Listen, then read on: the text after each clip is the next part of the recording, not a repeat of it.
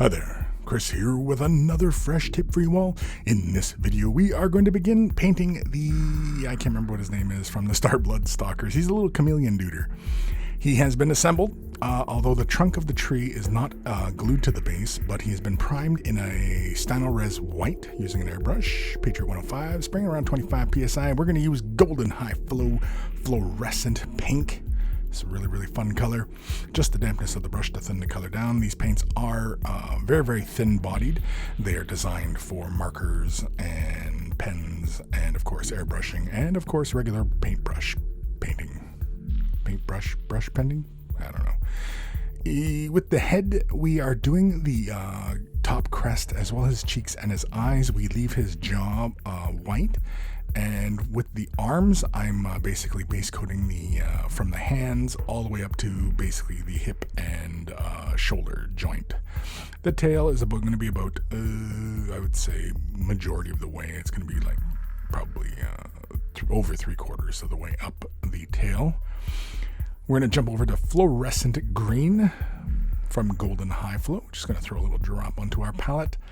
And again, just the dampness of the brush. And we're going to begin laying this in on the belly, on his jaw, and of course on his shoulders and his spine and down the tail.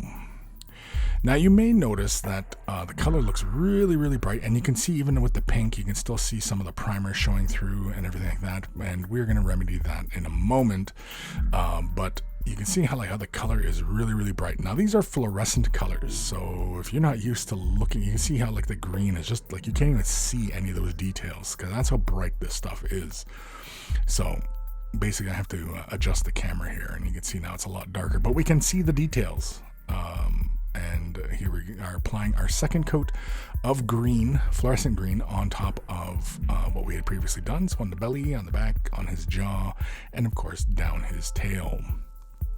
With this second application, the color becomes much more stronger, much more. And you can see that we are just simply going to basically butt the two colors up against each other. We're not going to try and blend them or anything like that. It really kind of just makes a darker mess, really. Despite being fluorescents, they will not really kind of mix that well. They actually get kind of darker as they interfere with each other. Hence, that's why they're just basically stopped right up against each other like that. You can see on the tail there's a slight blend happening between them. We're jumping back over to the fluorescent pink and applying our second color, our second layer onto those surfaces. And again, the reason for applying the green before coming in and laying a second layer down on the fluorescent pink is just because I wanted to just kind of visualize how this was all going. And I'm pretty much making this up as I go. And you can see it's kind of rough in spots, but that's okay. We're going to jump over to Vallejo fluorescent blue. I'm only using the Vallejo because I didn't have the golden one at the time. I'm going to use a healthy amount of water to thin this color down. Basically, I want to break it into almost a shade wash consistency, and very, very thin. You can see here how I'm applying it to the model surface. The paint does fall into the recesses all on its own. Normally, I would use something like an additive like Liquitex Flow Aid to help basically with that falling into the recesses and acting more like a shade wash. I didn't really feel it was necessary at the time, but basically I'm just going to apply this. Now, this is to deepen up the green, give me a bit of a transition, and I can also use this to blend between the green and the magenta. I'm using more water, thinning it way down, and I begin using this to kind of bring the values down on top of the fluorescent pink. Now, to the eye, this actually looks a little bit more like purple, which was fine. That's pretty much where I was aiming for this transition of color to go, but it just wasn't as strong. And because I think it's just because it was fluorescent blue, and it just really wasn't going quite where I wanted it to. So I come in with Talisar Blue Citadel Contrast, using it right out of the bottle. I just thin it down just a little bit on my palette, basically just, so I'm not, putting big globs of this down. And I begin deliberately concentrating my brush strokes towards the spine of the chameleon. And you can see here, it's just, basically picking out those scales along his spine and getting a little bit more color intensity on those little spikes coming out of his back. And also on the crest of his head, we will apply some of this color. And in fact, when it gets applied to the magenta, holy carmoles, it really gets dark. And I probably could have used an additive to turn this more into a shade wash, really kind of thin it down. But again, I didn't really feel it was necessary at the time. And at the time, I was feeling more contrasty with these colors, despite it being a fluorescence on here. And again, it's been a while since I've done something silly like this with fluorescent colors and everything like that. Here's just basically a healthy amount of water, just kind of drawing that around. And again, I'm just concentrating more of the blue towards the spine. So closer that we get to the belly, I leave that alone. So as I move this color around, I'm trying to basically preserve some of those brighter values. And you can see here, it starts to look a little bit funny, but that's okay. Vulpeless Pink is next, Citadel Contrast. We're going to thin this down and apply it all over the fluorescence of the limbs and everything like that, the tail. I have it thinned down so that it basically just, flows within the recesses and doesn't, cause too many problems. And of course, I really wanted a bit more of a contrast on that crest on his head and everything like that. And so that's why we deepen it right up. But again, as we work our way through this model, there will be changes as we go, because again, as I said, this is me just kind of basically making this up as I go. Here I'm using the Vulpeless Pink to help try and create a bit of a gradient in that tail to transition from that green to the magenta. But again, we'll finesse that later. We're going to jump over to Fluorescent Pink and some Titanium White. This is Golden High Flow color. These are both high flow colors, I should say. And it is 2 drops of the pink and 1 drop of the Titanium White.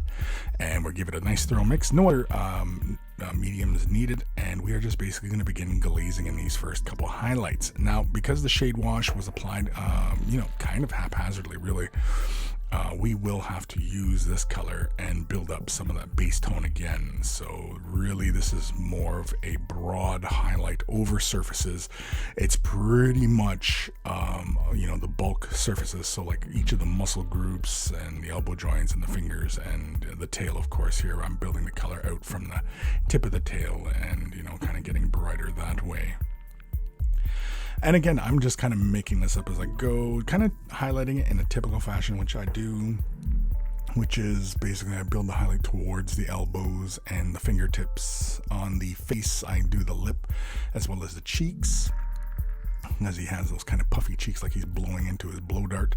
I also catch the bumps that surround the head. And as I began laying that color down, I realized that I went a little bit too ham on that blue phase on the head, and I wanted to actually push that more towards a purple rather than the visual purple that we see, which is really just kind of that blue on top of the fluorescent. You can see there when we push the color back on the eye, it just gives us some deeper tones, but I wasn't 100% happy with that. We're going to again use some more Fluorescent Pink and some Titanium White, but this time it is in a 1-to-1. I do believe it's 2 drops of pink and 2 drops of white I'm using here.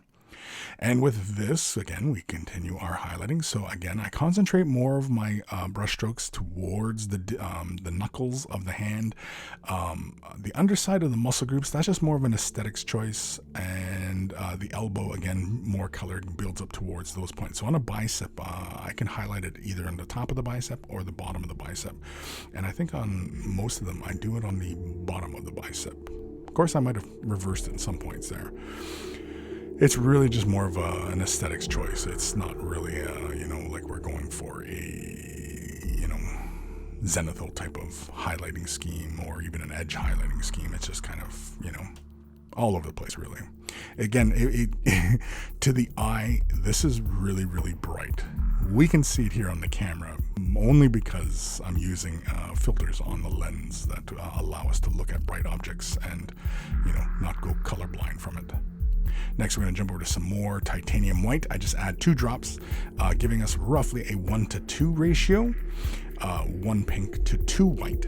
And with this highlight, and we are being very, very deliberate as we just apply it over the tops of knuckles, at the elbows, anywhere the high points of the muscle groups, on the cheeks of the face, the little eye stalks of the chameleon, as well as his crest and everything like that. And then, of course, the tail as well. A little more intensity builds up to the center of the coiling of his tail. And again, I was, I'm not 100% behind what I'm doing here. And again, it's probably because I'm looking at a camera and it looks really cool, and then I'm looking at it in person and the fluorescence is just so bright. We're jumping over to titanium white now. I thin it down just a little dampness of the brush, and very, very gently I apply just the tiniest of dots at knuckles, at the peaks of the elbows, and just really kind of just the sharp, abrupt corners of things, and using that really intense kind of white. And you can see how the transitions of color on the limbs and such are a lot more cohesive now after we've built up quite a few layers of color, rather than after we had applied that shade wash. And in fact, I probably could have started off with a deeper color at that point. So if you're following along, you can really kind of just, probably start with a slightly darker color and then build up, and then of course come in with the fluorescence, or push the bright fluorescence and then build it downwards, if you will. There's really many ways to go about getting this kind of look on a miniature. Again, it's always many ways to skin a cat, as it were. Fluorescent pink, and we are going to use some Liquitex Flow 8. I always have it in that eyedropper bottle, despite it being a brown bottle, and you're like, well, what is that? It's just Liquitex Flow 8.